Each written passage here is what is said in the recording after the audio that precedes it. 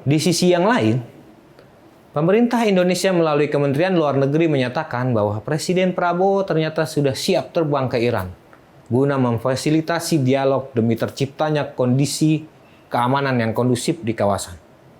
Tapi pernyataan itu dikritik seorang mantan wakil presiden Yusuf Kala.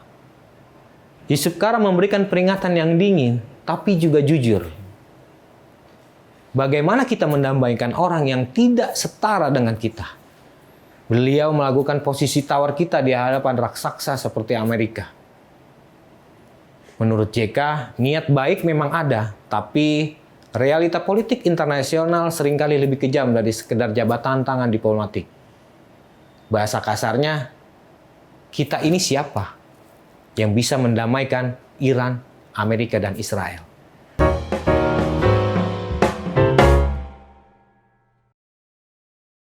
Halo Sobat Media Indonesia, jumpa lagi dalam program The Editors.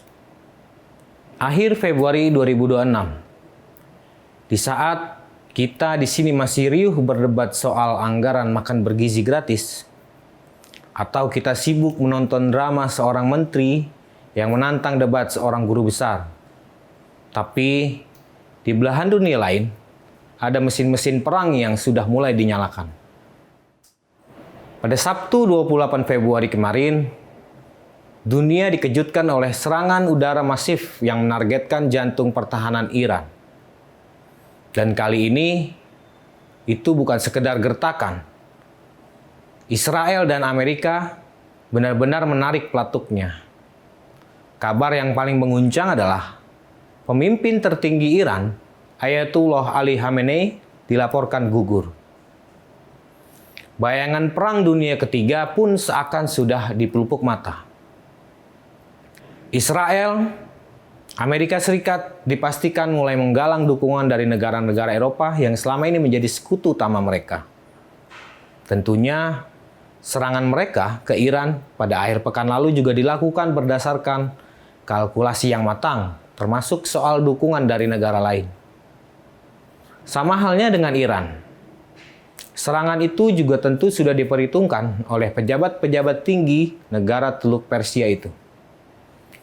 Iran pasti sudah mengkalkulasi bantuan dari negara mana saja yang sudah didapat jika pada akhirnya mesti berperang dengan Israel dan Amerika. Kemudian banyak yang bertanya, apakah ini awal dari Perang Dunia Ketiga? Kita tidak akan bicara soal teori konspirasi, tapi kita bicara data. Bicara ekonomi, dan syahwat kekuasaan seseorang yang sedang mempertaruhkan nasib kita semua. Dia adalah Donald Trump, yang kembali ke Gedung Putih membawa perubahan radikal, melupakan diplomasi hati-hati. Trump datang dengan nafsu lama, yaitu dominasi total wilayah di Timur Tengah. Berjalan bergandeng tangan dengan strategi Israel untuk melumpuhkan nuklir di Teheran sekali dan untuk selamanya. Tapi Iran bukan lawan yang kecil. Ia memegang kunci nadi dunia, Selat Hormuz. Selat selebar kurang dari 33 km itu menjadi urat nadi utama pasokan minyak dan gas dunia. Ia sebuah simpul dagang yang menyatukan produksi energi kawasan Teluk Persia dengan pasar energi Asia, Eropa, dan bahkan Amerika.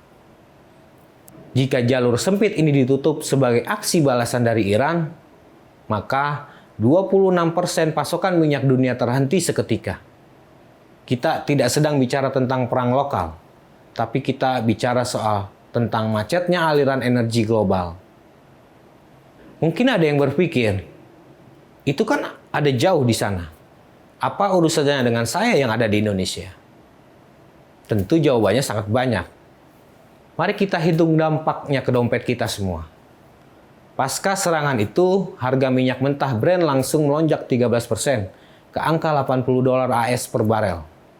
Padahal, APBN 2026 kita yang dirancang dengan asumsi amannya adalah di angka $70 AS. Setiap kenaikan $1 saja, beban subsidi energi negara kita membengkak hingga 10,3 triliun. Jika perang ini berkepanjangan dan harga minyak menyentuh $100, pemerintah mungkin hanya punya dua pilihan. Pilihan yang pahit, yaitu membiarkan APBN kita jebol atau menaikkan harga BBM secara drastis. Efek dominonya, biaya logistik naik. Harga beras, telur, dan cabai dipastikan akan meroket. Perang di Teheran adalah ancaman nyata bagi piring nasi kita untuk hari ini. Indonesia sedang diuji sebagai negara dengan populasi muslim terbesar dan penganut politik luar negeri yang bebas aktif. Posisi kita mungkin sangat terjepit. Di satu sisi, kita seharusnya memang sudah mengutuk kekerasan yang dilakukan Israel maupun Amerika. Tapi di sisi lain, ketergantungan ekonomi kita pada stabilitas global sangat tinggi. Akan tetapi, Menteri Koordinator Bidang Perekonomian Airlangga Hartarto mengatakan, pemerintah sudah menyiapkan langkah antisipasi lewat diversifikasi sumber pasokan minyak. Airlangga menyebut Pertamina telah menjalin nota kesepemahaman dengan sejumlah perusahaan energi AS. Selain itu, pemerintah juga memonitor berbagai opsi impor dari negara lain, termasuk Rusia, dengan mempertimbangkan stok dan aspek kelayakan. Semoga mitigasi itu tepat dan tentu bisa direalisasikan.